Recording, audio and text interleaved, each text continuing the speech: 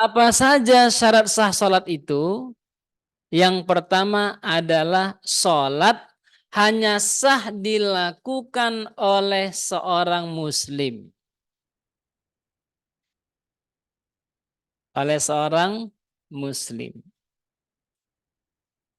Selain muslim, nggak sah sholatnya. Ada teman kita bule ya lagi main ke Yogyakarta, lalu dia bersama kita, ayo, ane mau ke masjid dulu, ayo katanya. Ane boleh sholat lah, boleh. Ya kalau mau sholat boleh, ya kan? Boleh masuk masjid enggak? Boleh. Ya. Kata Habib Ja'far, jangankan lo masuk masjid, katanya. Masuk Islam aja boleh, katanya. Jangankan masuk masjid, masuk Islam aja boleh. Nah,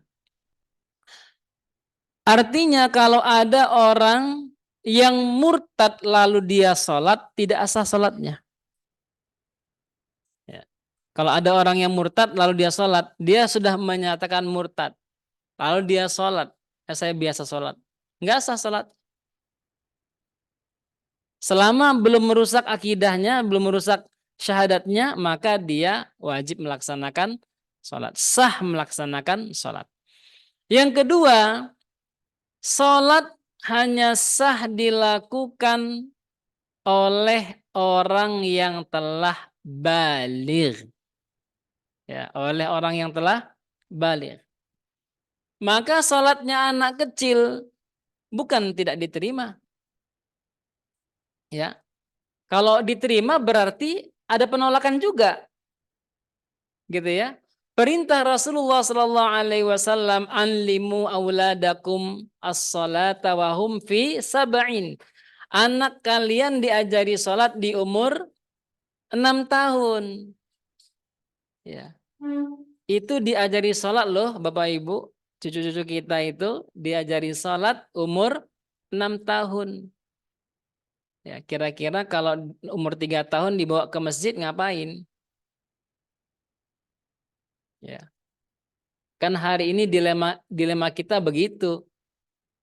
Ada ayah, ada ibu, ada kakek, nenek yang punya cucu pengen cucunya ke masjid. Pak, kok bawa anak ke masjid? Ngajari anak sholat.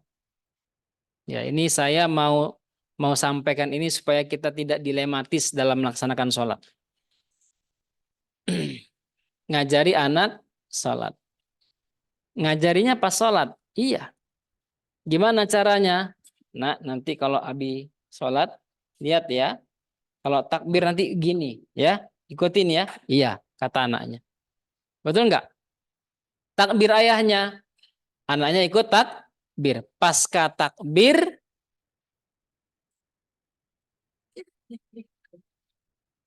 kan? Pasca takbir ini masalahnya. Makanya yang namanya alimu seperti ini, kita hari laksanakan ini namanya alimu namanya. Ajari anak-anak kalian sholat. Apa saja komponen yang harus diajari, ajari dia bagaimana cara bersuci, ajari dia bagaimana cara berwudu, ajari dia bagaimana sholat. Ini masalahnya yang mau ngajari juga belum pernah belajar sholat. Ya kan? Saya udah pernah belajar sholat. Kapan? Dulu pas kecil. Bagaimana? Ya, nih ayah sholat. Ya sama aja. Kita nggak diajari cara takbir yang benar. Kita nggak diajari cara ruku dan sujud yang benar. Kita tidak diajari cara i'tidal yang benar. Bahkan baca Quran, sana pergi ke guru ngaji. Ya, maka bahasa alimu di sini mengajari dengan baik, dengan sungguh-sungguh. Tempatnya di mana? Harus di masjid. Waktunya harus sholat 5 waktu. Haruskah? Nggak harus. Yang namanya mempelajari itu sebelum praktek. Betul nggak Bapak Ibu? Ngajar itu sebelum praktek. Kalau praktek namanya apa itu? Apa namanya dulu kita sebelum ada praktek, kan guru kita ngasih teori kan? Ya. Ini teori plus praktek. Nggak masuk. Pahamkan dulu dia. Paham apa mas? Sekarang kita praktek. Prakteknya kapan? Jangan sholat fardu dijadikan praktek. Nggak boleh. Ini sholat sakral ini. Fardu sholat sakral. Kapan diajari? Ajari dia pas sholat sunat kah? Atau di luar waktu sholat. Ini ngajak anak pas waktu sholat. Di sana ada simbah-simbah yang udah bau-bau dikit. Ya, bau tanah maksudnya. Di sana ada bapak-bapak yang baru tobat. Ya, selama ini apa namanya dinas keliling Indonesia. Ya, nggak sempat belajar. Tiba di Yogyakarta mau fokus belajar. Saya mau khusyuk. Datang ke masjid, ada anak lari-lari, marah-marah dia. Ya, padahal anak lari-lari di masjid itu bukan sekali, udah lama. Apa yang terjadi? Banyak orang terganggu. Gara-gara apa? Gara-gara anak tidak diajari cara salat yang benar. Ya, bukan nggak boleh bawa anak ke masjid. Tetapi kalau anak kita dibawa ke masjid akhirnya menjadikan permusuhan, kan di sini catatan besar. Berapa banyak hari ini di antara kita musuhan, tetapi yang dimusuhi masjidnya. Betul nggak? Bapak itu kenapa nggak ke masjid? Lagi ngambekan Pak. Sama siapa? Sama tetangganya. Loh, masalah masjid apa? Ya itu masalahnya itu. Itu masalahnya. Kenapa? Karena selama ini kita menganggap permusuhan di antara kita itu efek dari masjid. Akhirnya benar jadi masjidnya dimusuhi. Nggak mau lagi datang ke masjid. Ya, sebentar Bapak Ibu, saya setting sebentar.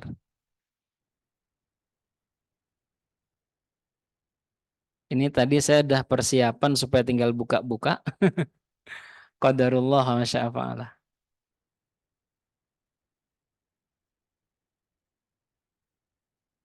Nah, itu yang pertama. Jadi mengajari anak sholat itu sebelum waktu sholat, ngasih materinya sebelum waktu sholat, bukan pas melaksanakan sholat.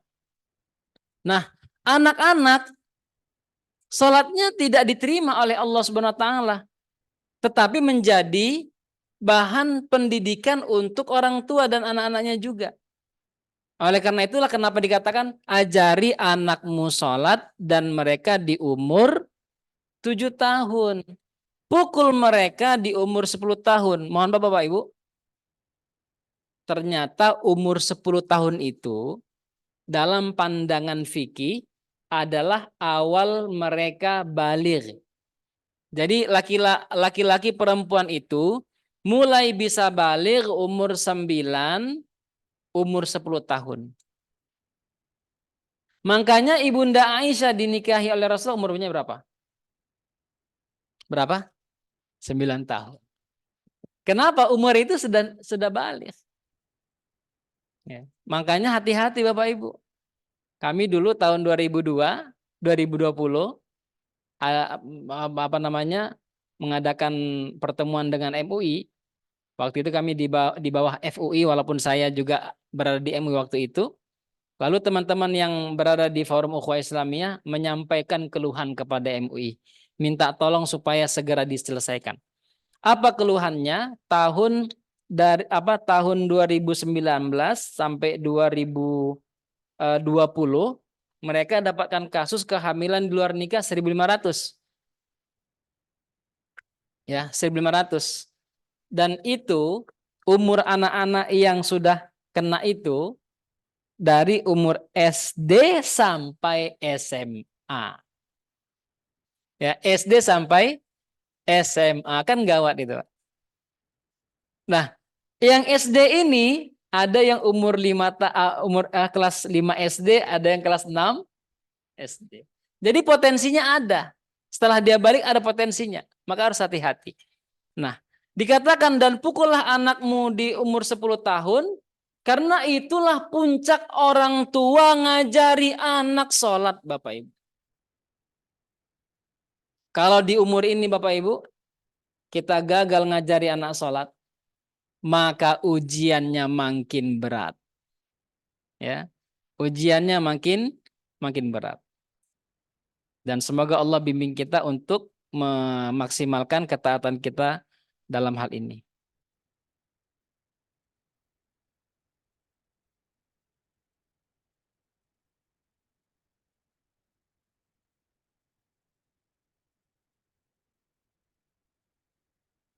Ya, tadi ini yang kita bahas.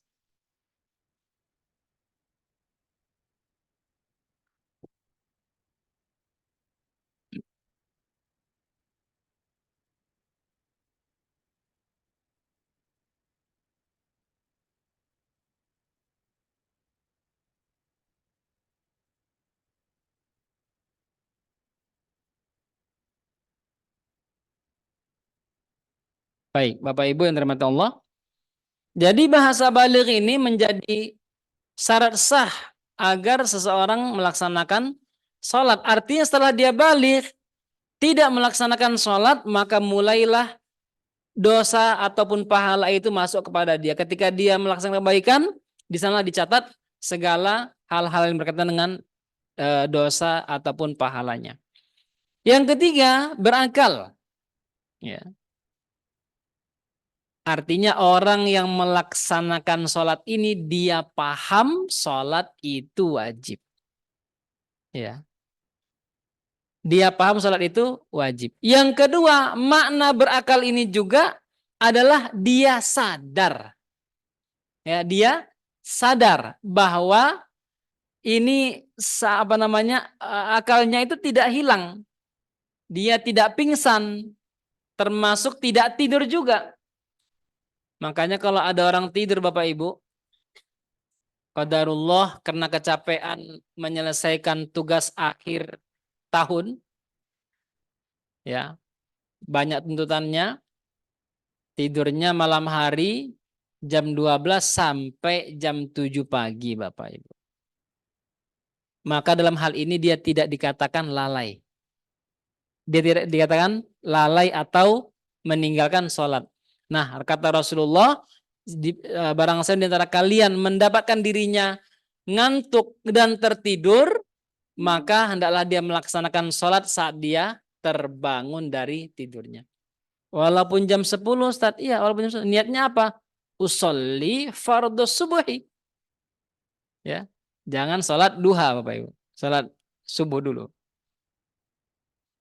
Kalau ada orang yang pingsan, pingsannya dari Senin sampai Kamis, maka dia tidak wajib melaksanakan sholat dan tidak wajib mengganti sholat. Maka dalam pembahasan qadha Bapak Ibu, dan pembahasan qadha sholat hanya dilakukan antara dua waktu. Ada orang yang lupa melaksanakan sholat zuhur, ya, qadarullah dia teringat sholat di sholat asar, maka dia sholat zuhur dulu, baru sholat asar. Lalu terjadi perdebatan antara para ulama. Kalau ada orang yang 20 tahun nggak sholat, 30 tahun nggak sholat, wajib nggak dia qadha? Ya, wajib nggak dia qadha? Kata 4 mazhab, wajib dia mengqadha. Lalu pendapat ini dibantah oleh Imam Ibnu Hazm namanya. Apa kata beliau? Tidak ada syariat mengqadha sholat. Ya. Artinya begini, kalau ada orang disyariatkan mengqadha sholat, berarti dosanya diampuni. Kalau dosanya diampuni, maka tidak harus ada ayat fawailul lil musallin alladzina hum an sholatim sahun. Celakalah orang yang salat yang mereka lalai dalam salatnya. Oke, nggak perlu ada ancaman orang meninggalkan salat kalau selama salat itu bisa diqadha. Itu kata Ibnu Hazm. Maka yang benar adalah kembali kepada kaidah taubat. 3 kaidah taubat. Ya. Pertama, kembali kepada Allah. Yang kedua, menyesali dan tidak lagi melakukan perbuatan yang dia lakukan itu. Dan yang ketiga, memperbanyak amal soleh. Memperbanyak amal soleh, bukan mengkodok sholat. Susah itu. 20 tahun nggak sholat. Gimana cara mengkodonya itu Bapak Ibu? Ya. Kalau seandainya mengkodok sholat itu adalah syariat, maka sudah seharusnya tidak harus ada perintah bertaubat. Kenapa? Karena bisa dikodok sholat tersebut. Nah, itu pendapat Ibnu Hazm. Nah, orang yang tidak berakal, kehilangan akal, pingsan, tidur, tidak dituntut untuk melaksanakan sholat. Kenapa? Karena syarat melaksanakan sholat adalah berakal. Begitu, Bapak Ibu. Ini syarat wajib atau syarat yang pertama. Yang kedua adalah syarat sah sholat. Sholat hanya sah dilakukan jika yang pertama masuk waktu sholat. Yang kedua suci dari hadas.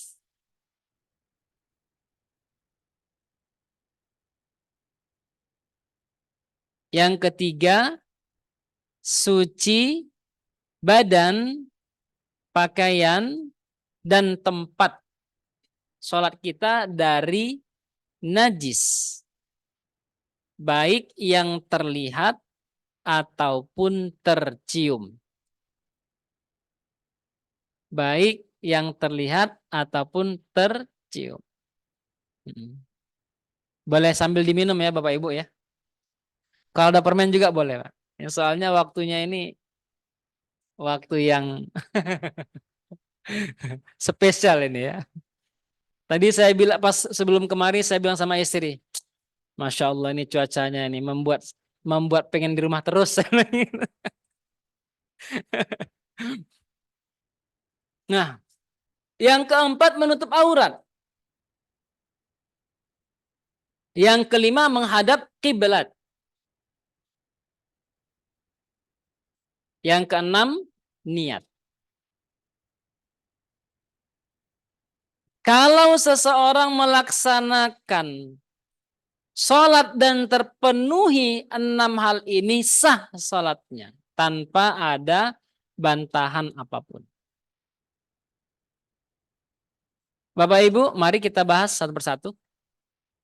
Pertama tentang sholat. Oke.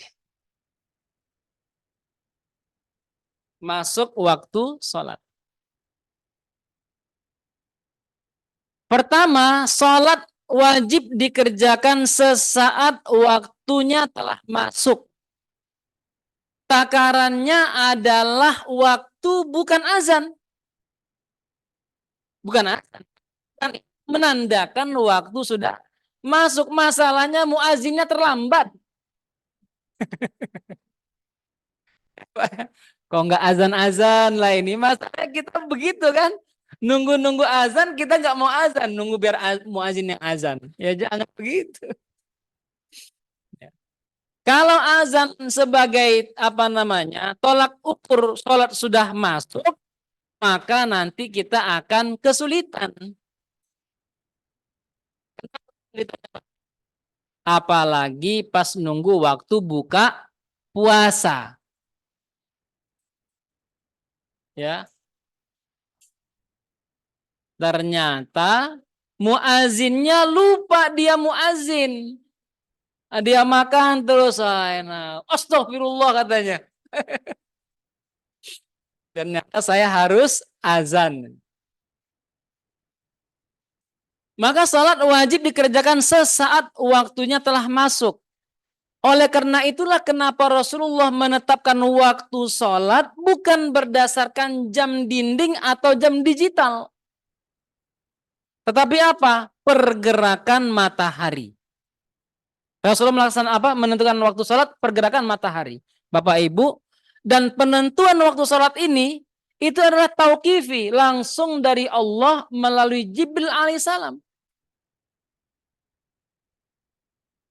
Suatu ketika, kemarin kita sudah sampaikan bahwa salat ini wajib turun kewajibannya di tahun ke-10 10 kenabian. Dan diwajibkan penekanannya tahun kedua Hijriyah. Kan jauh itu Pak jaraknya Pak, hampir 5 tahun. Ternyata di tahun kedua Hijriyah itulah Jibril datang kepada Rasulullah di saat siang hari ketika matahari mulai tergelincir.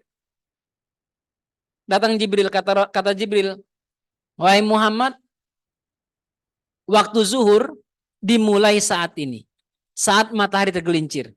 Lalu Rasulullah perintahkan sahabat azan. Besoknya Jibril agak terlambat, datang ketika matahari udah tergelincir agak jauh.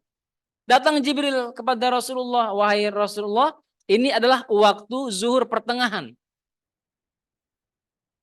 Di waktu yang selanjutnya Jibril datang agak lebih telat.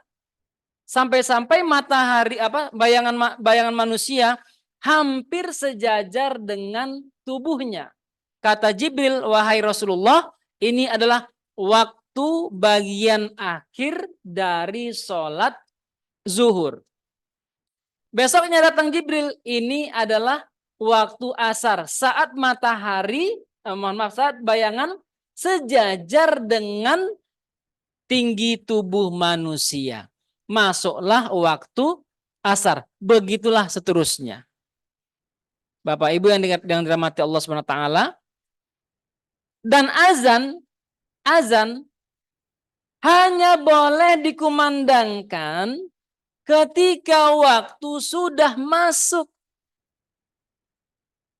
Sebelum masuk waktu, kasarannya begini, kita azan zuhur misalnya jam 11 lewat 45 menit lah misalnya. Lalu jam kita menunjukkan 11.44 menit. Kita bilang, toh ya nanti azan kan saya masuk juga waktunya. Enggak boleh. Enggak boleh. Kami pernah menekan ini pada guru kami. Terus apa hukum azannya? Tidak sah, kata beliau. Tidak sah azannya. Terus kalau sholat gimana? Ya sholatnya sah karena sudah masuk. Azan yang tidak sah. Kenapa tidak sah? Karena azan itu adalah syariat. Azan itu adalah perintah Allah yang harus dilaksanakan sesuai dengan ketentuan waktunya. Di situ catatannya. Kalau seandainya itu adalah amalan yang biasa yang tidak diatur dengan rigid, misalnya zikir, kita boleh zikir kapanpun, ya, bukrotau wa asila, baik di pagi hari ataupun di malam hari. Kapan aja boleh, tapi karena itu adalah khusus, maka tidak boleh melakukannya selain sesuai tuntunan waktunya.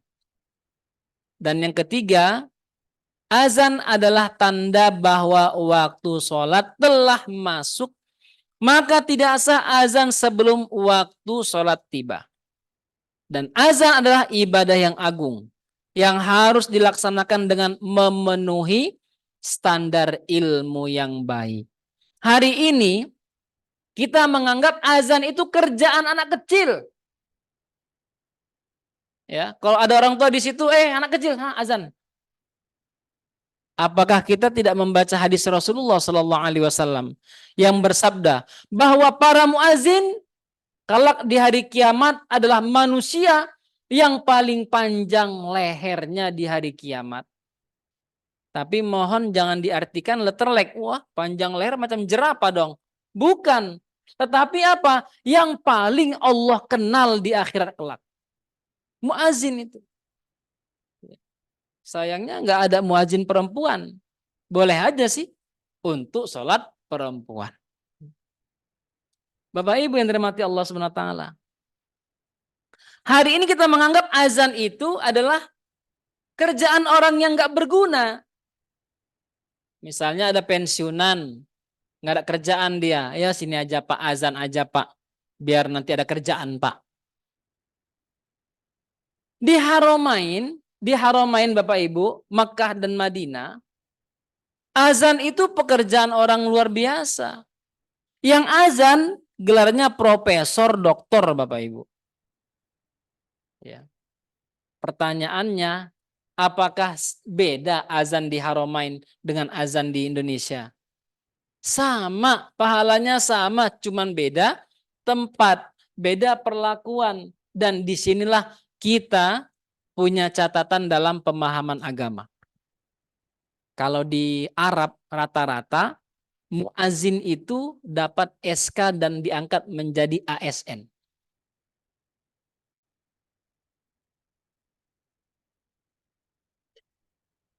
Ya Pak ya? Diangkat jadi ASN. Gajinya nggak main-main Bapak Ibu. Gajinya nggak main-main. Tinggi gajinya. Nah, terus kerjanya apa Ustadz? Azan aja. Ya itu pemikiran kita tadi salah. Dari awal. Kita kira orang yang azan itu orang yang nggak ada kerjaan. Banyak kerjaan. Layaknya seorang muslim dia punya harus banyak agenda. Makanya imam-imam Haramain itu juga para motivator. Ya, banyak mereka jadi motivator sampai-sampai persis macam bu kepala. Waktu ke rumah jarang. Ya, banyak waktu di luar. Kenapa? Ngisi motivasi, ngisi motivasi. Motivasi azan. Kenapa? Karena ini penting ditanamkan. Nah, Bapak yang dirahmati Allah Subhanahu wa taala. Ketika seorang melantunkan Allahu Akbar, apakah itu nggak butuh ilmu? Ya. Ketika dilantunkan tanpa ilmu, kan luar biasa Pak. Gak enak dengar apa namanya telinga itu dengarannya. Ya. Asyhadu alla ilaha illallah. Ya. Ashadu. Ini perlu ilmu. Karena ini amalan besar, makanya ketentuannya cukup rigid Bapak Ibu. Ya, maka jangan sampai kita menyepelekan. Bahkan kita harus berlomba-lomba ini. Kita yang punya anak, tanamkan kepada mereka. Kamu nanti harus jadi muazin di masjid. Ya, jangan biarkan orang lain jadi muazin. Kamu harus jadi muazin. Artinya dia harus sholat di awal waktu. Bapak Ibu yang dirahmati Allah Subhanahu wa taala,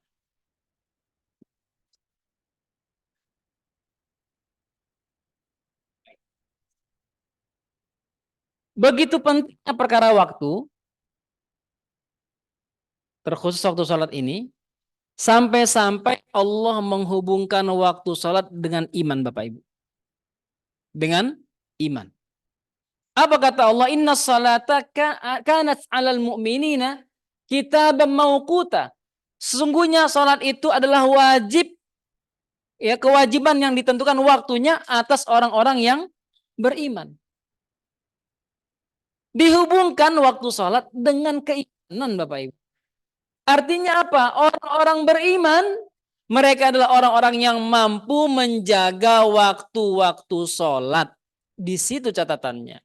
Ketika ada orang beriman menyepelekan waktu sholat, maka turun derajat keimanannya menjadi sekedar seorang muslim. Ya, dia bukan orang beriman, tapi sekedar orang muslim. Kenapa orang beriman? Dia khawatir terlewat waktu sholat. Walaupun kita kadang keceplosan. Habis sholat, lagi ngobrol-ngobrol, dengar azan. Keceplosan kita Pak, azan meneh. Keceplosan kita Pak. Ya. Disadari ataupun tidak bahwa dikaitkannya waktu sholat dengan iman ini, di situ menunjukkan bahwa pentingnya menjaga waktu sholat. Dalam satu hadis, baginda Rasulullah bersabda, "Ama innahu laisa fin naumi tafrid. Innama tafritu ala man lam yusalli salata hatta yaja waqtu salah al-ukhra. Faman fa'ala dzalika falyusalliha hina yantabihu laha." Orang yang ketiduran tidaklah dikatakan tafrid atau meremehkan. Dengan catatan pas dia bangun dia sadar Pak. waktu sudah masuk, ya. Pas waktu masuk dia bilang begini, ah nanti aja. Ketika dia bilang nanti aja itulah baru dibilang meremehkan Bapak Ibu. Itulah meremehkan. Dan luar biasanya Allah begitu lembut, nggak seperti jadwal penerbangan Bapak Ibu, ya, nggak seperti jadwal penerbangan, nggak seperti jadwal kereta. Sholat ini begitu lembut Bapak Ibu. Kita kita apa namanya ketiduran tetap bisa melaksanakan sholat. Ketiduran Pak, menunggu pesawat Pak, nggak ada ampun Pak, ya. Yang bisa menunggu itu kalau terlambat Pak, ya. Kalau kita terlambat Pak, nggak ada ampun Pak. Ketika orang tua saya kemari, saya antar ke IA, saya bilang gini, Pak, nanti diperhatikan suara yang pengumumannya. Saya bilang gitu. Karena nanti Bapak Arfi pastikan sampai Medan jam 2. Dari sini ke Soekarno-Hatta nanti sampai jam 9. Terus saya telepon nanti. Saya telepon nanti. Nah, dari sini berangkat jam 9 sampai Soekarno-Hatta, saya telepon, nggak diangkat. Oh, mungkin lagi jalan. Saya telepon, nggak diangkat. Oh, mungkin lagi lagi nggak kedengaran. Tapi ketika saya telepon di waktu mau masuk pesawat, nggak diangkat. Saya jadi ragu nih. Oke, oh udah mungkin udah masuk pesawat. Oke, saya teleponlah sampai pesawatnya di Medan, nggak diangkat. Saya telepon adek, mana ya kita? Entah tuh bang, udah saya tunggu di sini berjam-jam bang. Lah, kok gimana? Nggak tahu ini. Ternyata tertidur.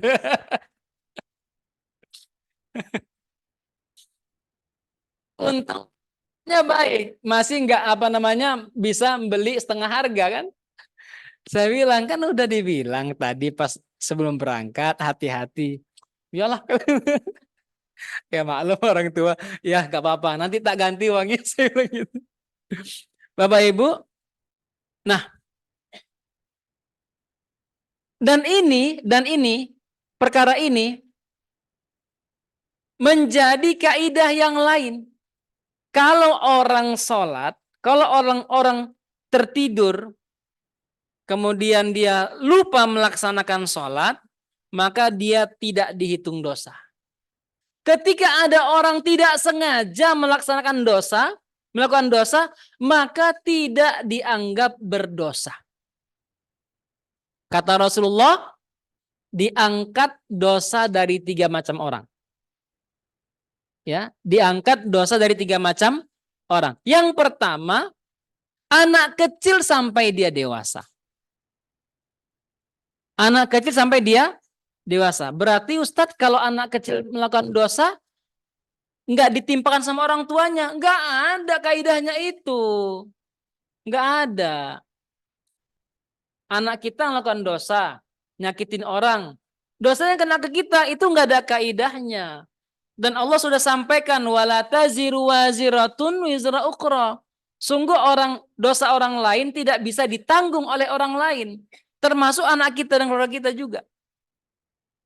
Tetapi Bapak Ibu catatannya adalah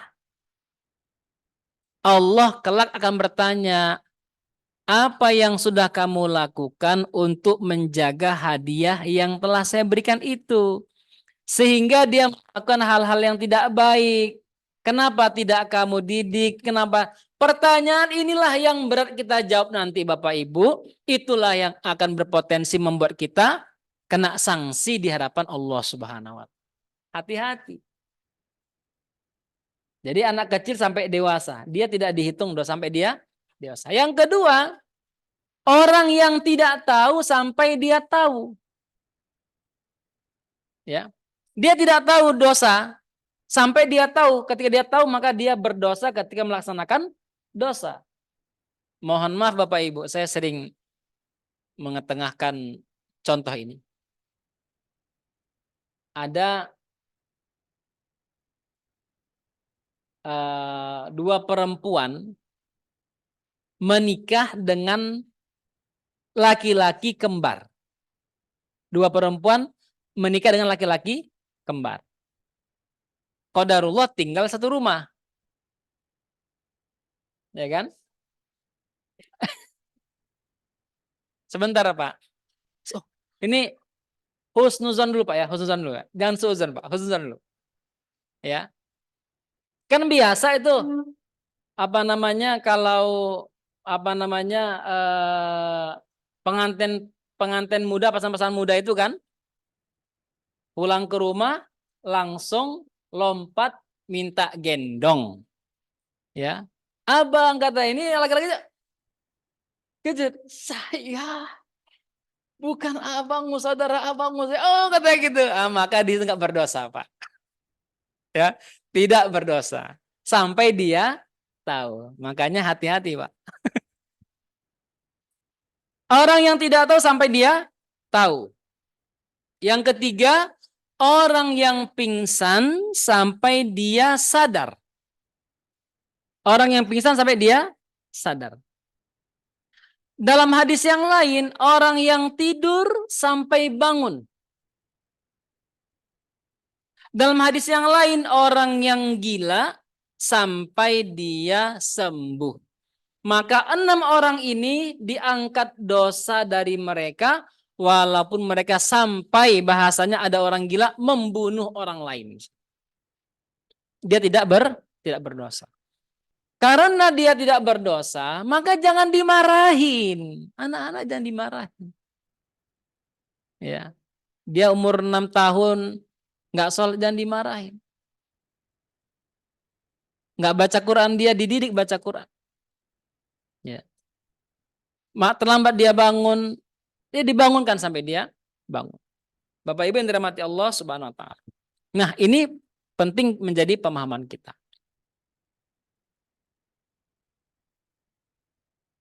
Nah, selanjutnya ini saya sampaikan saja waktu zuhur tadi ya sudah saya sampaikan dimulai sejak matahari sudah tergelincir sampai bayang-bayang seorang sama dengan tingginya. Waktu asar selama matahari cahayanya belum menguning. Waktu maghrib selama syafaq cahaya merah belum hilang. Waktu sholat isya hingga pertengahan malam. Waktu sholat subuh dimulai dari terbitnya fajar. Namanya fajar jujur namanya Pak. Fajar sodik, fajar jujur. Kalau kita lihat ke sana menguning, dia nggak hilang lagi.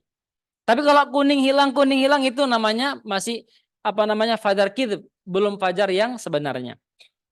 Sampai terbitnya matahari. Terbitnya matahari ini Bapak Ibu dimulai dari tongolan kepalanya di atas Pak. Atau bahasanya syuruk. Ya, waktu syuruk itu Pak, ini kepalanya nongol Pak, matahari. Terus sampai ekornya belum habis, masih namanya waktu syuruk, belum boleh sholat isyraq Bapak Ibu.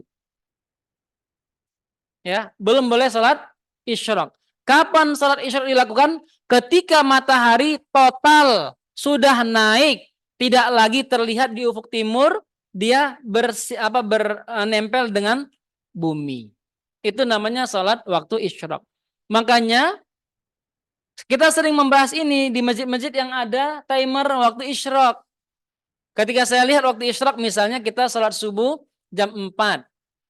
Lalu waktu isyraqnya jam 5. Belum masuk waktu isyraq Bapak Ibu.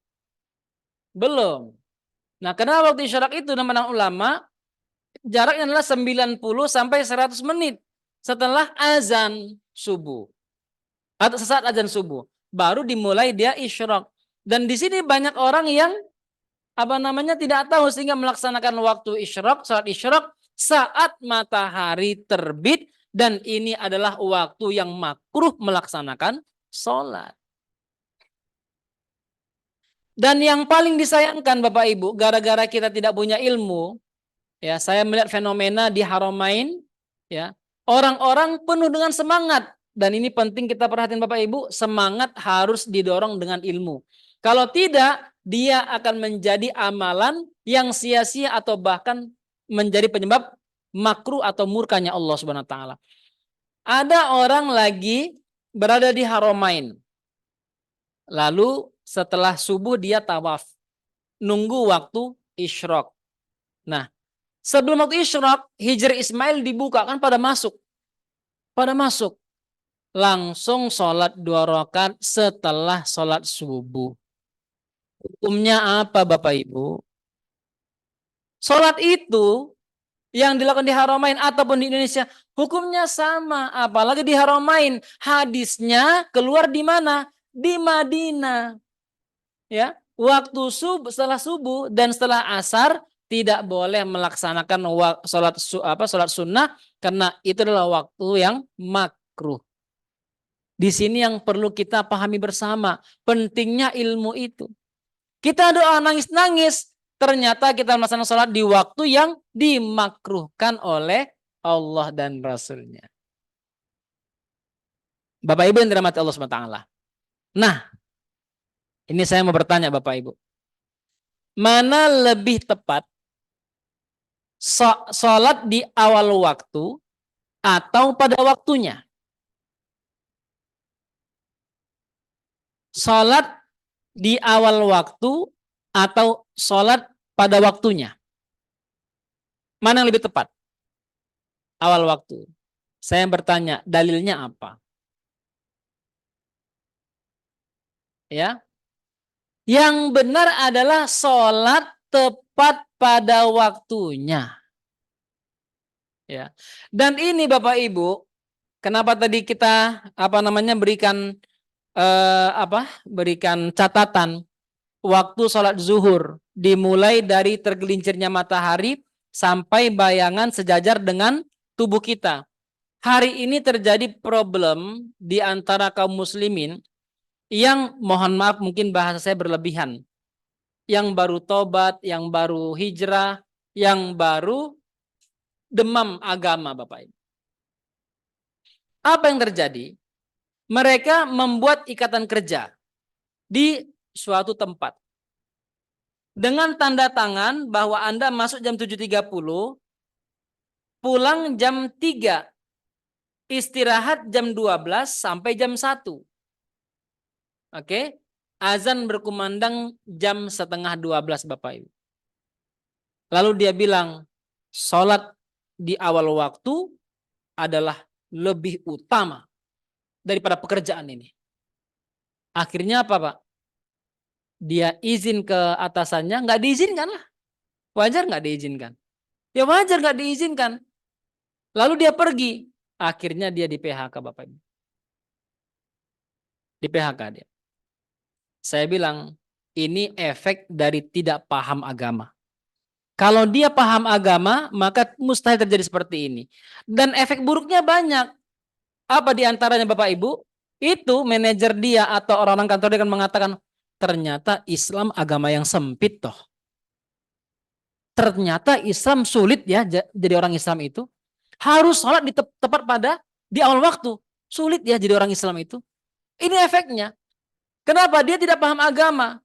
Kalau dia paham agama dan dia paham janji firman Allah surah Al-Maidah ayat 1, wahai orang-orang yang beriman, tepatilah janji-janji yang telah kalian buat. Kita tanda tangan di kontrak kerja. Kan itu janji namanya.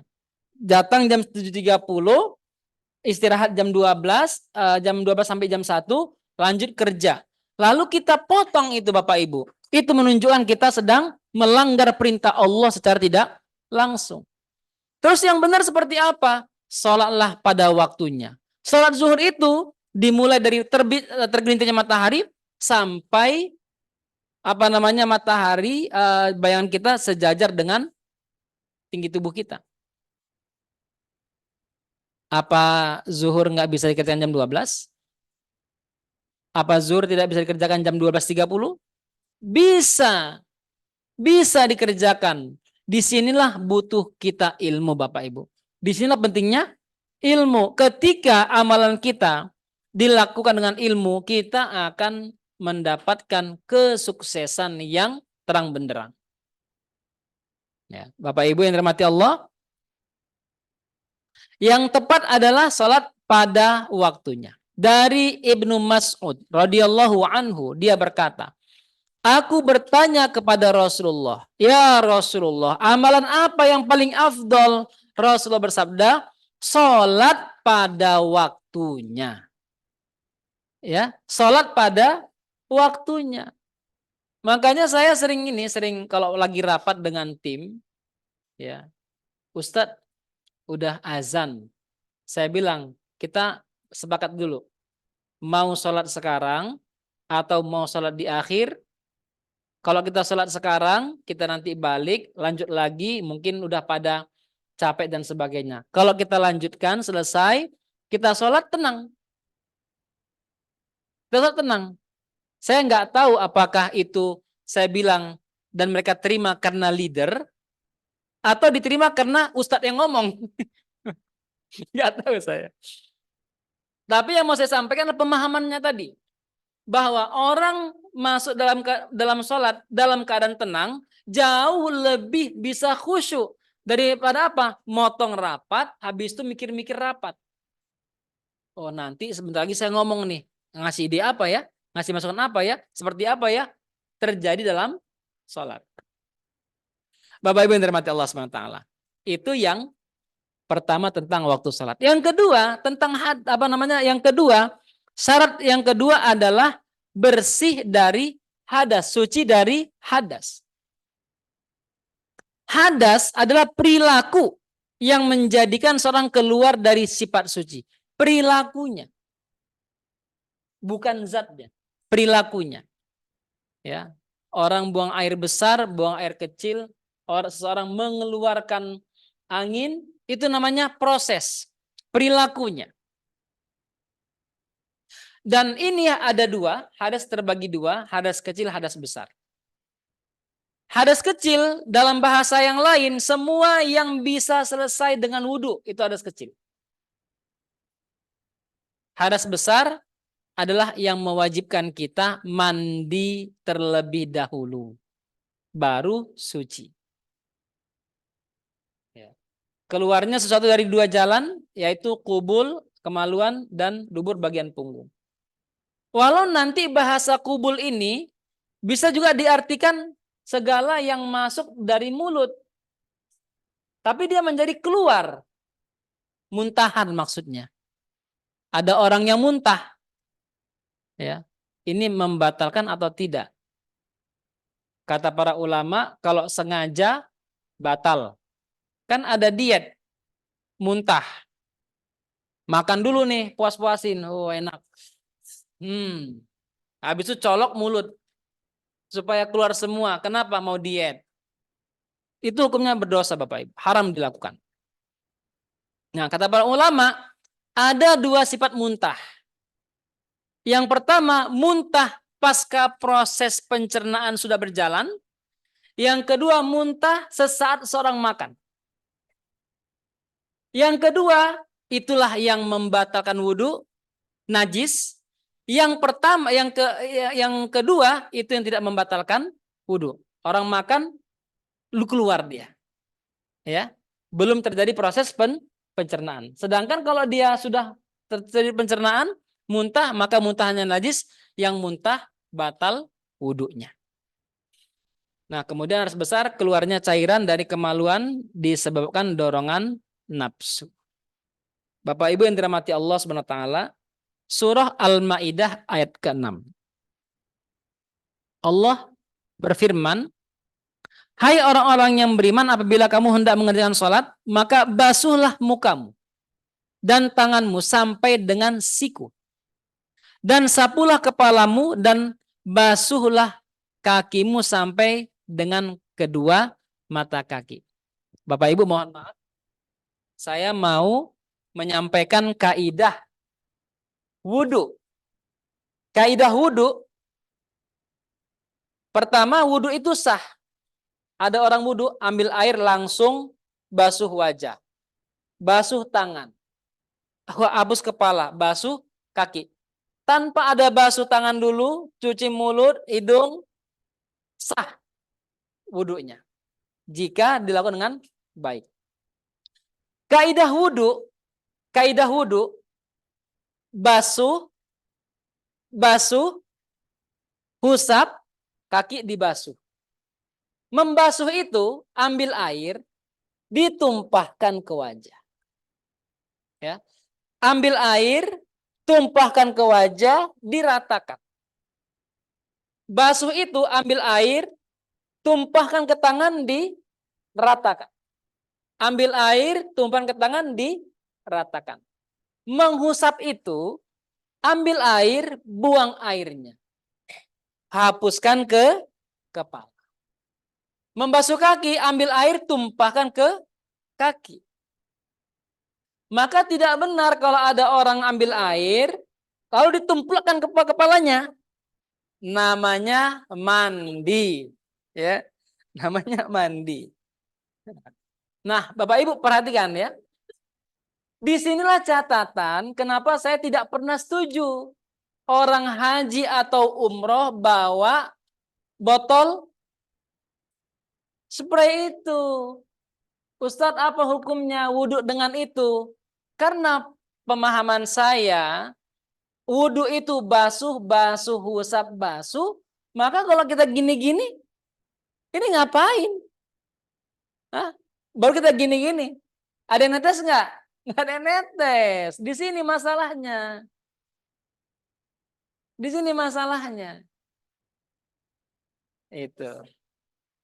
Maka dalam hal ini, gimana Bu?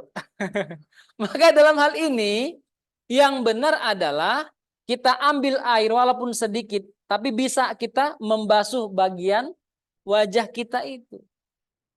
Tapi kalau kita semprot-semprotin, ya di sini masalahnya kita.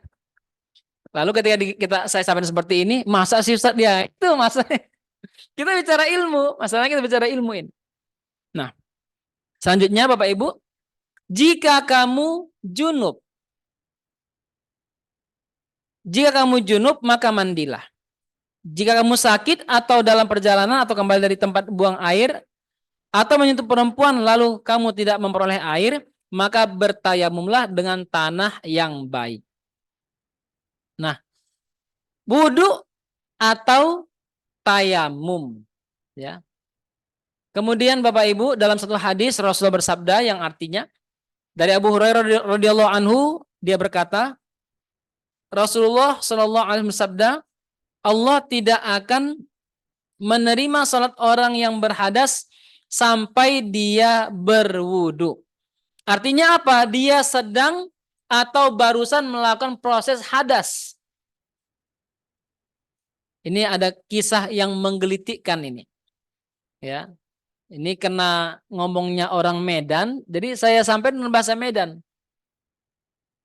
Abang saya di Jogja ini, dia pengacara.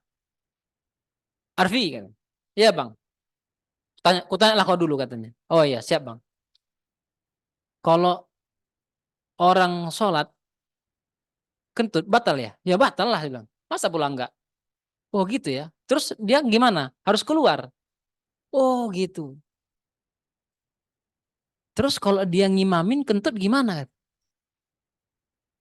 Batal lah Bang. Harus keluar dia. Iya harus. Alamak katanya. Oh abang orangnya saya bilang gitu ya. Iya katanya. Kemarin saya ngimamin terawih katanya. Kentut saya. Tapi karena malu keluar gak keluar saya.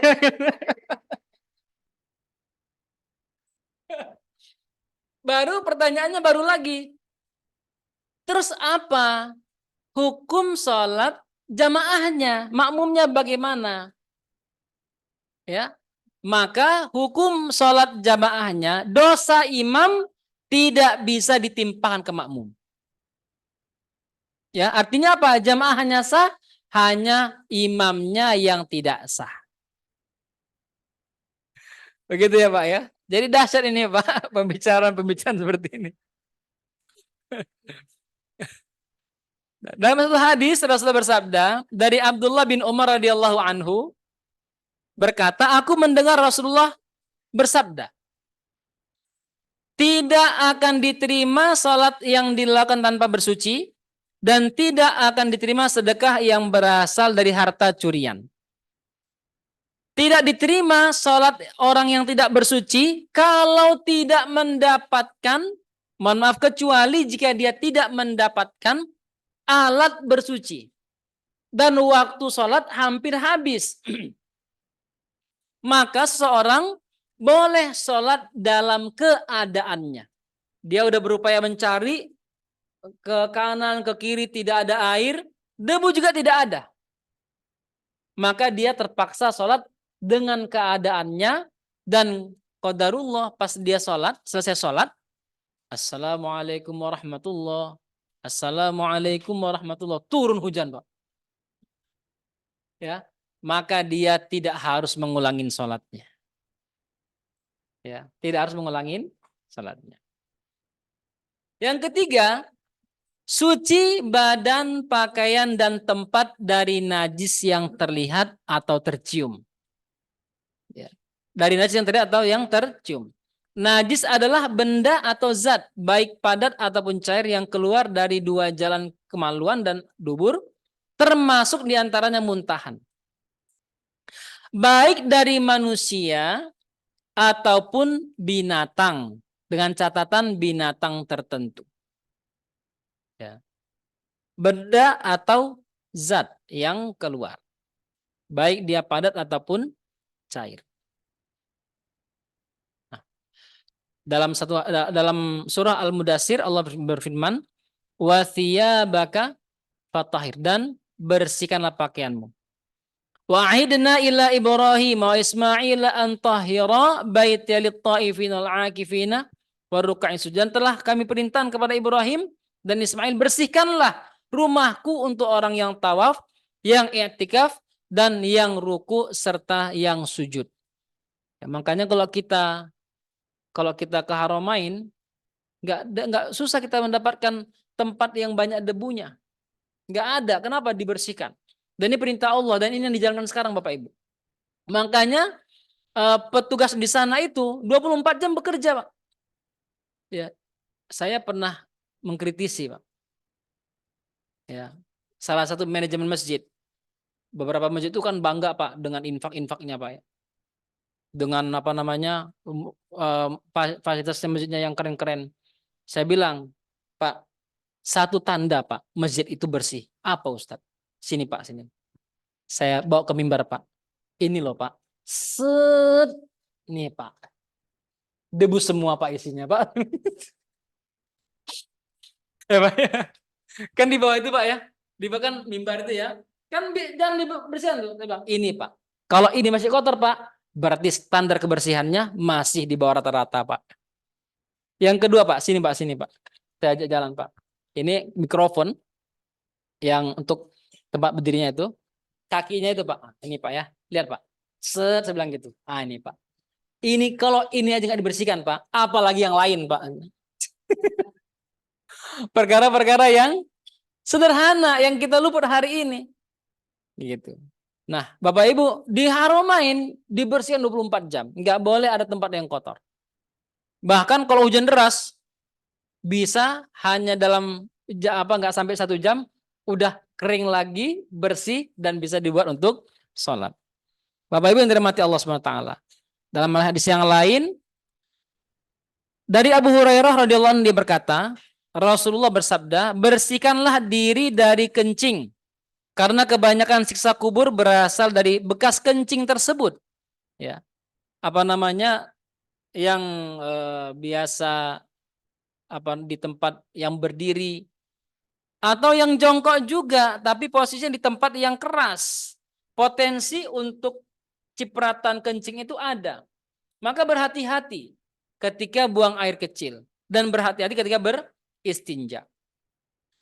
Dalam riwayat Hakim dia berkata, kebanyakan siksa kubur gara-gara bekas kencing. Ya. Suatu ketika Rasulullah pernah mendatangi 2 kubur.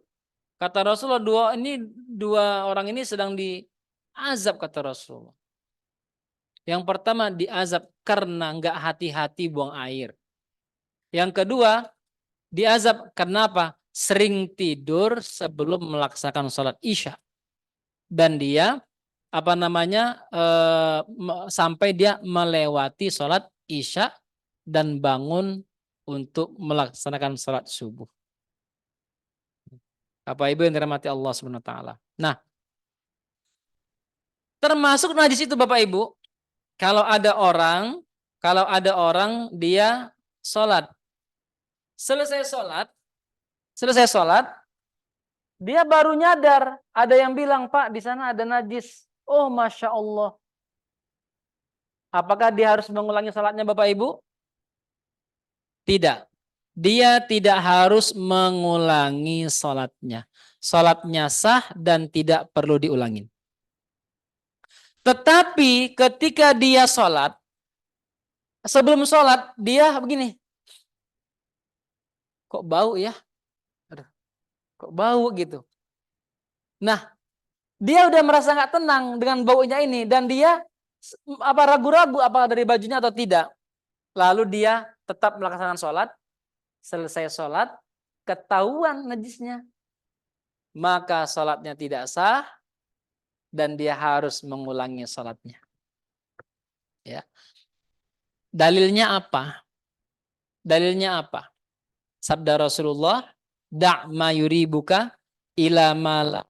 Tinggalkan perkara yang meragu-ragukanmu kepada perkara yang tidak membuat. Ketika kita ragu dengan pakaian kita, tanggalkan dia, ambil yang membuat kita yakin. Ketika kita ragu melewati satu jalan yang kita tidak tahu apakah jalan ini akan menyampaikan kita ke rumah atau tidak, maka pilih jalan yang biasa dilalui.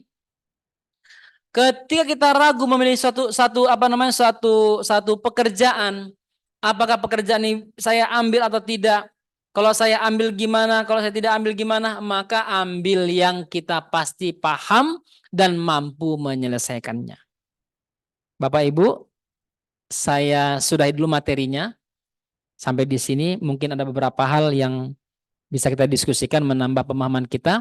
Dipersilakan.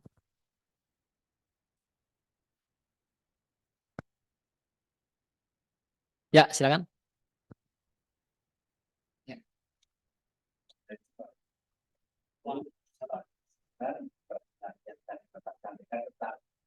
Tentang bantu memang dari tangan sampai di siku. Jika tadi ketika yang kita praktekkan, memang kalau dari tangan dia akan di siku.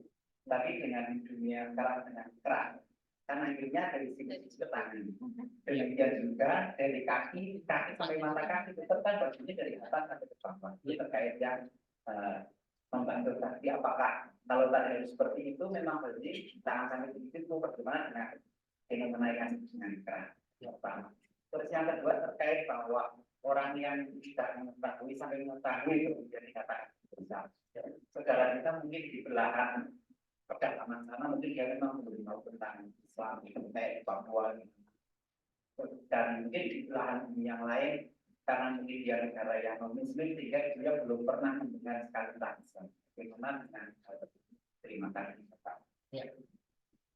Baik, saya respon dulu ya Bapak Ibu ya. Pertama, memang kalau kita merujuk ya pada dalil ya, maka dalil ini memang sangat memberikan kita isyarat tertentu untuk keabsahan suatu amalan. Memang dalam ayat ini disampaikan, basuhlah tanganmu sampai dengan sikut. Itu sebenarnya urutan dia. Basuh tanganmu sampai dengan sikut. Kalau kita mau mengambil urutannya, memang urutannya baiknya dari tangan kita ke siku.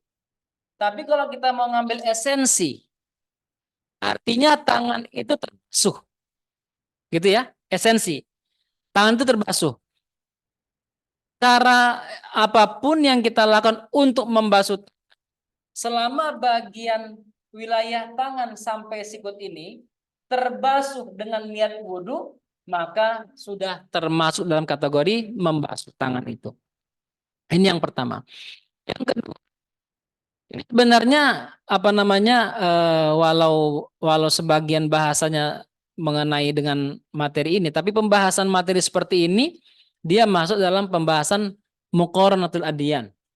Ya, perbandingan agama Bapak Ibu. Ya, saya sampaikan apa yang disampaikan oleh guru-guru kami di saat kami kuliah. Kata beliau, ada dua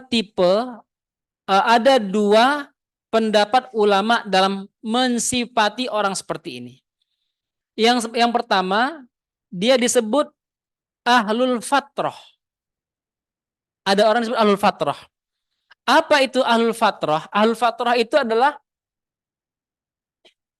umat atau manusia yang berada di antara dua nabi.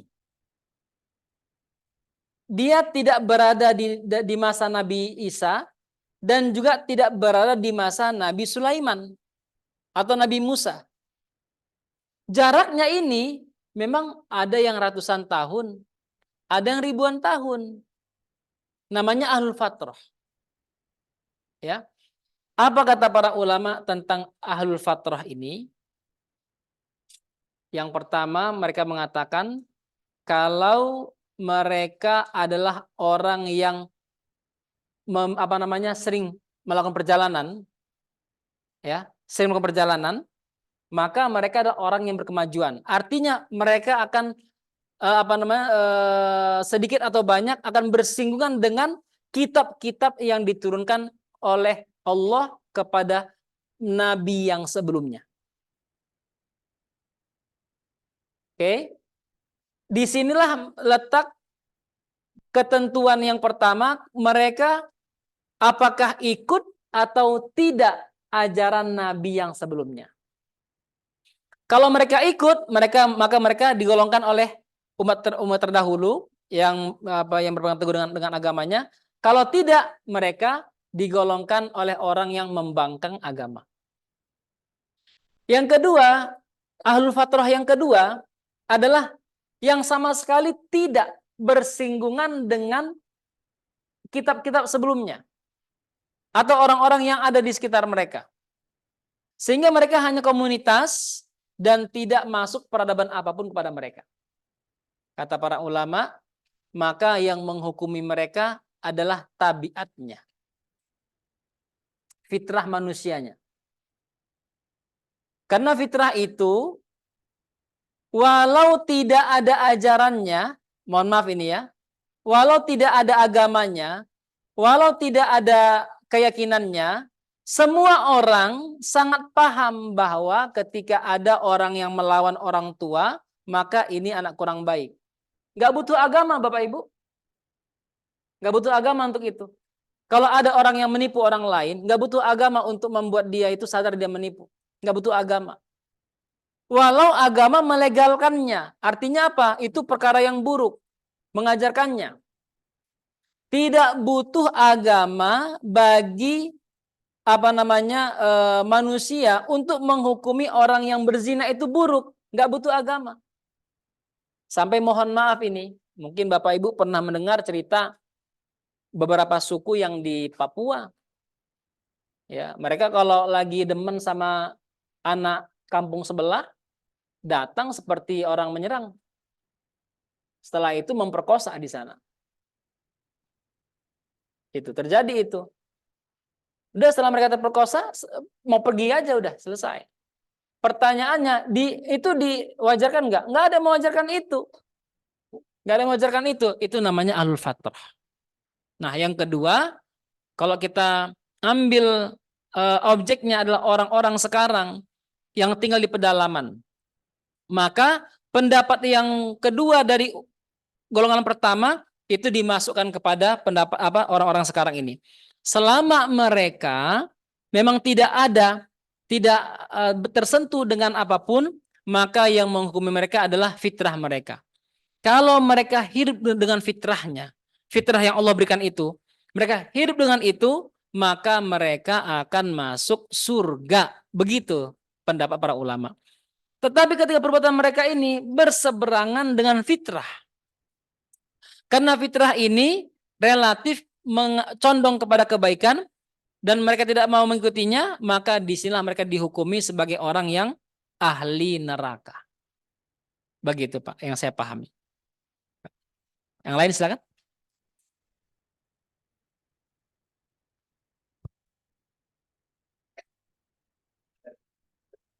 Oh, ada. Oh ya.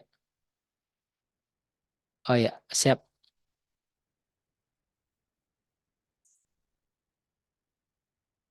Assalamualaikum, izin bertanya terkait waktu sholat. Muhammadiyah menetapkan ketinggian matahari waktu sholat subuh 18 derajat di bawah ufuk sementara Kemenak 20 derajat. Bagaimana terkait hal ini? Jazakumullah khair.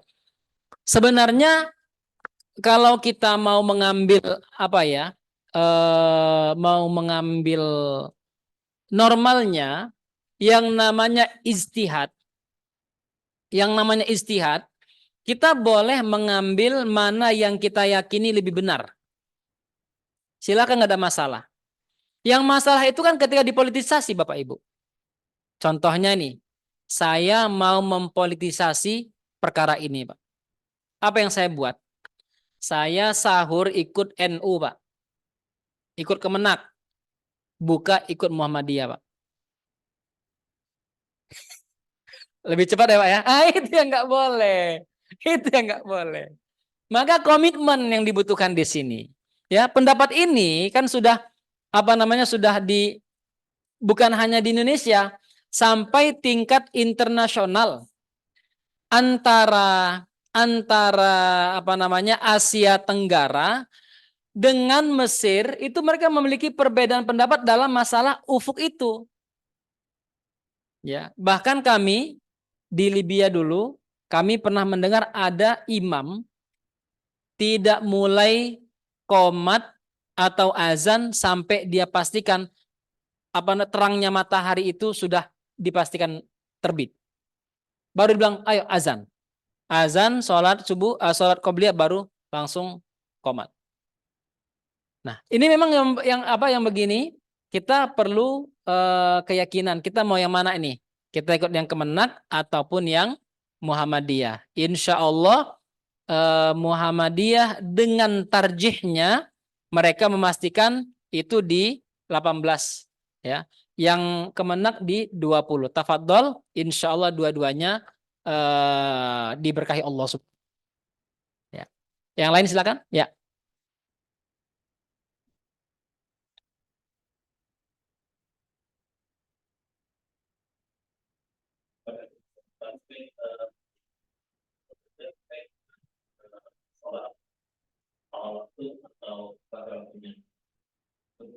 Kalau pada waktunya itu sesuatu dibentuk dari sejak cepat naik bukan sampai kendaraan ini Ya. waktunya saat Ya. itu secara umum Ya. bagaimana memperjuangkan beberapa hadis misalnya tentang mulai besok ada Allah itu dan yang kedua hadis tentang bagaimana ketika sholat itu apa kalau tahu apa pahalanya sholat di pertama awal waktu kan saya melakukan hal itu sendiri terus Ya.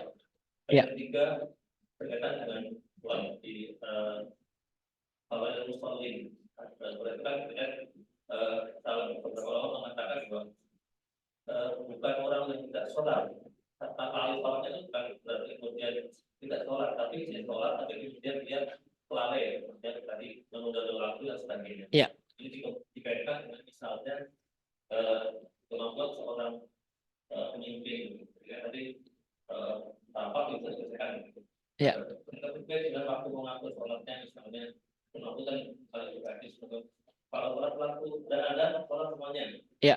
nanti juga saya kembali Ya. mungkin beda ya kerjanya ada yang pakai kerja cuma kerjaan rutin ada yang kita sudah kerja yang jalan ini biasa saja gitu. Ya. Itu untuk mendekatnya gimana? Ya. Karena ini nanti akan yang satu kan apa dia bilang sampai setengah 3 Ya. besar itu Ya. jadi karena waktu waktu yang ada tepat. Ya. Yang kedua berkaitan dengan bisnis beberapa hadis kan Allah mengatakan kemudian suatu kan tidak seperti yang kita bayangkan kita itu air sampai ke 5 dan ya. bahkan di salah satu nanti salah satu dengan satu tidur bisa kemudian di satu adat dituangkan meskipun kalau kita berdapat dengan dua orang itu tidak lagi gitu dua orang harus kemudian ada dua orang tidak boleh dan satu tapi beberapa hadis menggunakan satu adat aja diambil kita berduduk sampai ini mungkin tadi kan beberapa kan beristilah yang sempat kan kondisional karena sama tidak ada air dan sebagainya. Ya. Apakah dipercayakan atau itu dengan air yang sedikit itu yang Ya. Jadi mengenai waktu sholat, ketika tidak ada hal yang membuat kita beralasan kuat menunda sholat, maka sholat di awal waktu lebih afdol. Dengan catatan tidak ada yang membuat kita terhalang untuk melaksanakan di awal waktu. Yang kedua, alasan kedua, kalau di Indonesia relatif sholat berjamaah kapan? Di awal waktu. Disinilah juga catatan yang penting kita pahami. Kita kenapa dianjurkan di awal waktu? Karena relatif jamaah ada di awal waktu. Kalau di Tunisia bisa dipilih, Pak. Mau sholat di awal waktu, tengah waktu, akhir waktu, ada jamaahnya semuanya. Ada imamnya dan berjamaah. Begitu. Nah, saya menggambar dari sini, saya yakin kalau di Tunisia itu manajemen masjidnya jalan, manajemen ibadahnya jalan. Sehingga kalau tidak ada tidak ada alasan yang kuat menundanya, maka jangan ditunda. Adapun ayat Allah yang mengatakan fawailul lil musallin alladzina hum an shalatihim sahun adalah mereka yang menunda-nunda salat sampai waktunya terlewat dan dia menundanya tanpa alasan. Jangankan tanpa alasan, dia tunda-tunda dengan alasan sampai waktu salatnya habis aja berdosa, apalagi tanpa alasan. Begitu. Sehingga memang salat di awal waktu itu lebih utama, kan kita bahasa lebih utama. Ya, lebih utama. Sedangkan kalau kita melaksanakan salat memang harus pada waktunya. Dan Rasulullah Shallallahu alaihi wasallam pernah bersabda, salat barang siapa yang menjaga salat selama 40 hari berjamaah tanpa tertinggal takbiratul ula dari imam. Artinya dia sholat di belakang imam, imam takbir, dia takbir.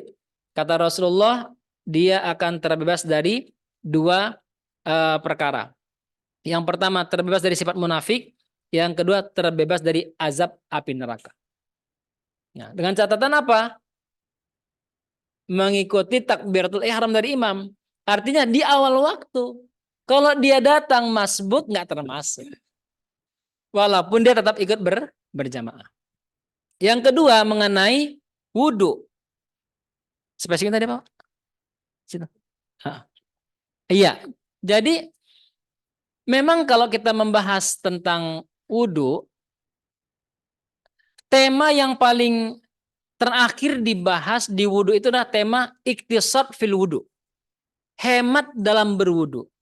Kenapa Rasulullah SAW contohkan Rasulullah selalu berwudhu menggunakan bejana, menggunakan teko dan sebagainya untuk mengajarkan kepada kita bahwa wudhu itu memang harus iktisad, harus hemat. Sampai-sampai walau kuntum alal bahri kata Rasulullah, walaupun kalian di atas laut. Di atas laut melimpah airnya, nggak boleh ada orang wudhu. Wow, nggak boleh, tetap iktisad fil ma. Nggak boleh. Ya. Walaupun keran kita itu unlimited. Nggak akan habis insya Allah. Tetap yang namanya iktisad itu bukan karena sedikit terbatas atau tidaknya air. Tapi kenapa? Karena itu adalah sifat sebagai seorang muslim yang tidak boleh mubadzir. Dan sifat mubadzir ini dalam perkara apapun, naudzubillah min dzalik ya, kecuali dalam perkara sedekah. Ya. Dalam perkara yang lain, kata apa yang Allah sampaikan, innal mubadzirina kanu ikhwana syayatin wa kana syaitanu lirabbih kafura. Sungguhnya sifat mubazir itu, perbuatan mubazir itu adalah temannya setan dan setan ingkar kepada Tuhannya. Seakan-akan Allah mau menyampaikan mereka yang mubazir itu punya sifat ingkar kepada Tuhannya. Nah, sehingga walaupun kita berada di tempat yang banyak air, tetap iktisad, hemat menggunakan air menjadi perintah dari Allah dan Rasulnya. Gitu ya Pak ya.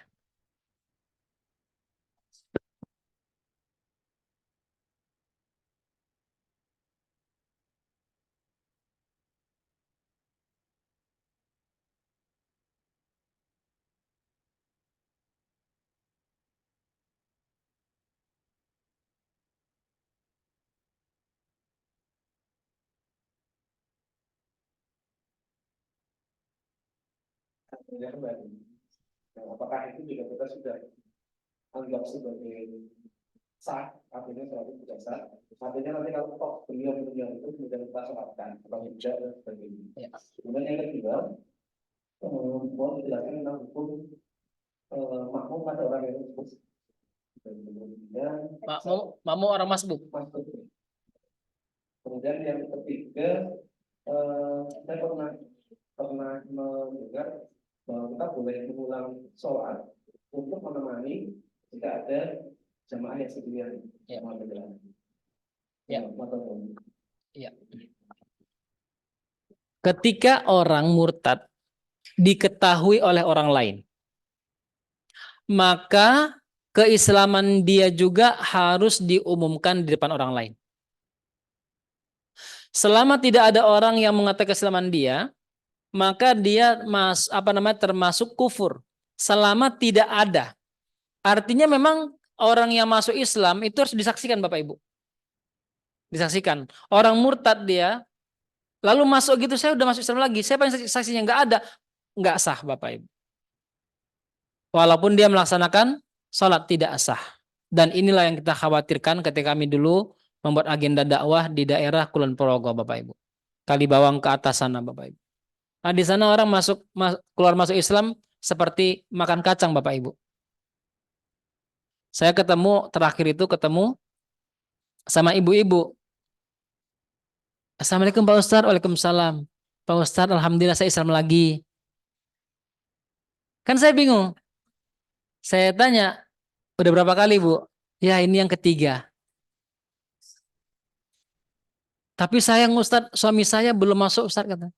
Masih dekat sama Pak Pendeta kata. Kan di sana ada pendeta dari Dari luar. Itu. Selama dia keislamannya tidak disaksikan, maka tidak dianggap sah. Yang kedua, orang yang masbuk, ya, orang yang masbuk ya Pak ya. Orang yang masbuk, kalau dia sholat dengan orang, jadi dia datang, ya, ngikut orang sholat, maka dia ngikuti gerakan orang yang sholat. Kalau dia sholat masbuk, masbuknya pas ruku, maka kata Rasulullah, man adraka ruku'a faqad adraka raka'a. Barang siapa yang ikut satu ruku, maka sama dengan dia mengikuti satu rakaat. Ya. Dan ini ketentuannya Bapak Ibu, syariat. Artinya kalau ada orang yang ikut ruku, lalu setelah selesai sholat dia nambah satu lagi, maka sama dengan dia menambah sholat Bapak Ibu. Ya, dia menambah sholat, maka kalau dia menambah sholat, sholatnya tidak sah. Kalau dia lakukan tidak tahu, sah. Kalau dia ada orang-orang yang bilang, tadi kamu sholatnya kok 5, kan nggak boleh nambah karena nggak ikut ruku. Oh nggak boleh, sujud sahwi. Oke.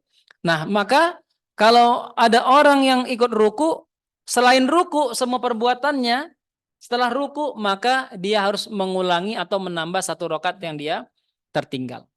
Nah kemudian yang ketiga, memang ada satu kisah.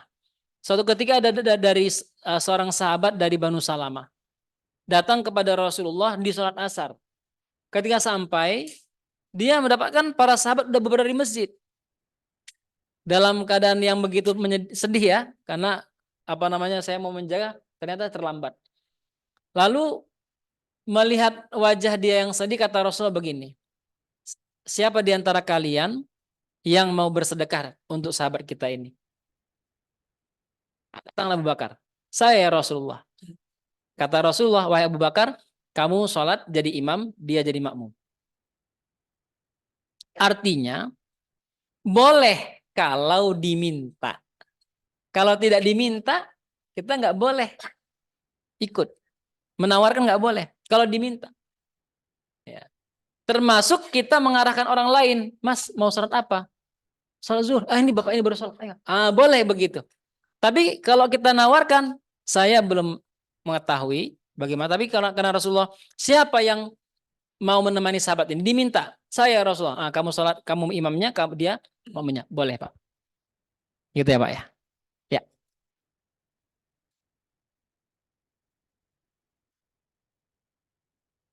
Ya. Oh ya. Hukum orang salat orang yang berimam kepada orang yang masbuk, ya. Jadi ada orang yang masbuk lalu jadi diimamkan, sambung menyambung. Nah, nggak apa-apa, boleh Pak, sah, sah hukumnya. Dan tadi itu makanya saya bilang kenapa dia ngikutin imamnya, nah, karena dia imamnya kan masbuk, jadi dia ngikutin imamnya itu. Tinggal lagi tata caranya yang perlu dipahami, ya. Tata cara perlu dipahami. Mohon maaf Bapak Ibu, Bapak boleh berdiri Pak, dua orang Pak. Ya, dua orang boleh kemari Pak. Ya, Bapak yang baju putih jadi imam. Ah, yang masbuk, Pak Sinten. Nah, Bapak datang, setelah itu mau sholat. Bapak sudah takbir. Bapak datang. Gimana Bapak cara untuk ikut jadi makmumnya? Ya, terus sholat, gitu aja. Kan masbuk. Bapak datang belakangan. Nggak disentuh? Enggak? Oh, enggak. Terus bagaimana Bapak itu tahu Bapak ikut makmum ngimam sama beliau? Kalau saya posisi jadi otomatis saya makmum sama audit. Oh, gitu. Oke, oke, baik. Jadi yang benar seperti apa yang benar? Nah, ketika kita ngimamin, kita sholat, ada yang datang nih. Ada datang kemudian datang ke depan. Nah, biasanya kan disentuh kan? Nah, yang sebenarnya Bapak takbir dulu. Allahu Akbar. Baru Bapak sentuh. Gitu. Takbir dulu. Ya, boleh tuh. Ya. Jadi takbir dulu kita, baru disentuh. Nah, kenapa takbir dulu? Di sini ada apa? Ada efek. Ada efek. Ketika ada orang masbuk, dia niat sholat berjamaah. Oke. Kemudian dia mensejajarkan dengan orang sampingnya. Kalau dia tepuk di luar, baru takbir, kan agak lucu juga pas ditepuk, yang ditepuk pergi. Tepuk gini, kira sholat, ternyata nggak sholat dia, pergi dia. Nggak jadi berjamaah. Tetapi ketika dia takbir, udah niat berjamaah, Allahu Akbar, dia tepuk pergi, dia tetap terhitung berjamaah. Gitu ya Bapak Ibu. Jadi jangan sampai ditinggalkan sama imam Bapak Ibu. Gara-gara apa? Salah nepuk. Begitu caranya Pak. Jadi kalau ada apa, kalau ada yang terlambat, ya kita takbir dulu. Dekat sejajar, takbir, baru kita tepuk. Ya. Dia pergi ataupun tetap, kita sudah terhitung berjamaah. Hah? Yang tentang putri ini yang masalah ini. Jauh soalnya. Jauh soalnya. Walaupun sebenarnya bisa saja. Ini memang tergantung pemahaman. Kalau yang paham, dia dengan tepukan. Gitu ya. Dia paham itu, kalau yang paham. Tapi apakah paham, ini masalah. Takbir dulu juga. Iya. Begitu Bapak Ibu. Silakan.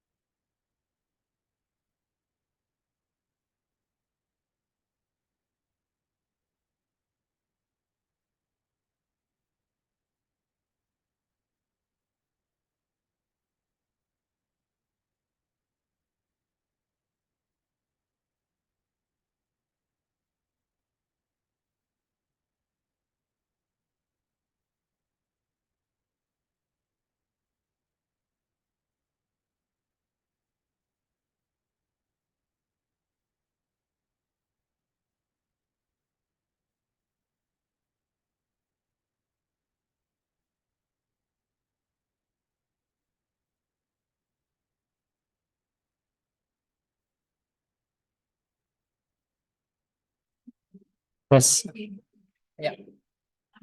Fungsinya orang sakit yang berbaring yang tidak mampu untuk mengambil air sendiri. Ya. Ya. Ada dua hal yang bisa dilakukan oleh orang yang sakit. Ketika seorang sakit tidak bisa kena air, maka dia bertayamum. Ketika ada orang yang sakit dan dia tidak bisa kena air, maka jangan dipaksakan kena air. Apalagi sudah nasihat dokter kalau ini kena air, Pak, Bu, nanti lama sembuhnya, Pak. Maka tayamum, jangan paksakan. Apalagi malah saya bertakwa pada Allah. Wudhu lebih afdol. Jangan, kita juga berinteraksi dengan keilmuan-keilmuan yang lain. Tidak boleh dipandang sebelah mata. Yang kedua, kalau ada orang yang tidak sanggup untuk mengambil air wudhu, maka dibolehkan dibadalkan wudhunya. Artinya kita yang melakukan proses wudhunya itu. Jadi kita ambil air, ya, tapi tentunya dengan perlahan ya. Kita ambil air, ya, sedikit, baru kita basuh ke wajahnya. Artinya kita bantu dia mengambil air wudhu. Dan ini dibenarkan oleh para ulama. Boleh. Ya. Termasuk kalau dia tidak bisa kena air, kita tayamumkan juga boleh dilakukan. Ya, apalagi memang sudah tuntutannya dia tidak bisa kena air atau dia tidak bisa bergerak karena ada masalah tertentu. Begitu, Bunda. Ya.